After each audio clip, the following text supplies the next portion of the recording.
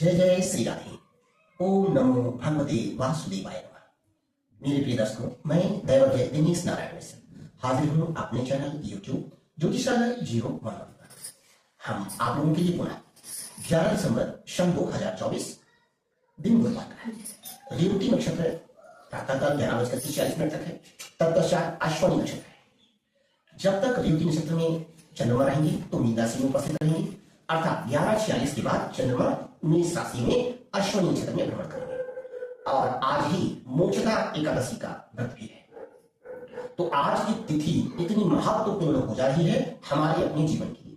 आज ही के दिन मोक्षदा एकादशी और गीता जयंती भगवान श्री कृष्ण से लगभग कहा जाता है 5000 वर्ष पीछे द्वापर युग में जब कौरव और पांडव के बीच में युद्ध की तैयारी हो रही थी, उसी समय भगवान कृष्ण ने अर्जुन को यह ज्ञान दिया था कि कर्म ही सर्वोपरि है।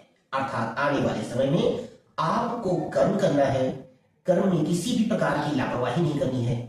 और इससे संबंधित माता गीता का प्रादुर्भाव हुआ और उस गीता के पथ पे चलने पर हमें जो शिक्षाएं मिली है उससे हमारी मुक्ति हो जाती है। तो देखिए, एक तो गीता जयंती, दूसरा मोक्षदा एकादशी, और तीसरा अगर किसी को बहुत बड़ा कोई व्याधि या कष्ट चल रहा है तो आज अश्विनी नक्षत्र है।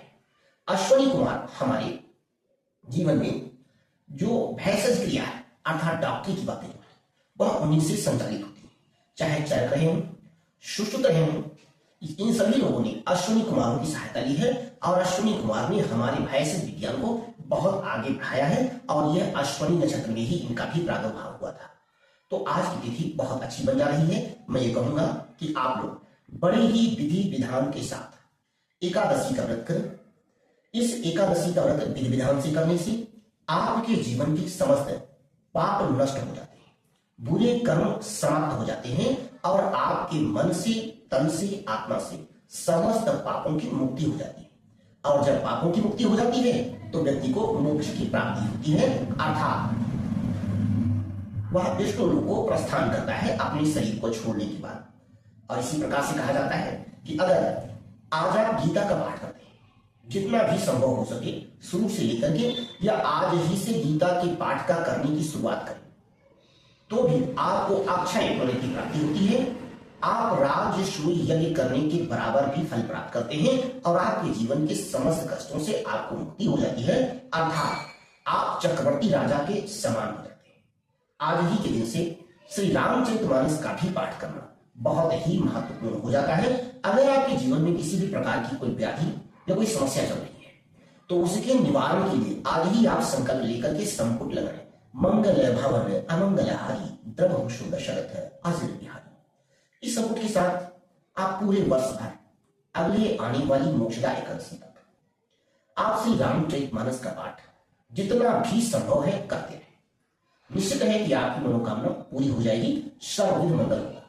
और माता गीता ने तो पूरी दुनिया, हमारे आधुनिक युग के नेता हो या बड़े बड़े डॉक्टर हो या हमारा अपना संविधान ही हो, तो उसमें बहुत सारी ज्ञान, बहुत सारी विधियां गीता से ली गई हैं। और गीता ही हमें पूरे संसार में वसुधैव कुटुंबकम का शिक्षा देता है, अर्थात जीव, जंतु, पशु, पक्षी, कीट, बैक्टीरिया आदि सभी कुछ जो भी इस जीवंत रूप में पृथ्वी पर उपस्थित हैं, उन सब का हमारे साथ बहुत ही विशेष प्रकार का संपर्क है, अर्थात वो संपर्क और वह मेल मधुर होना चाहिए।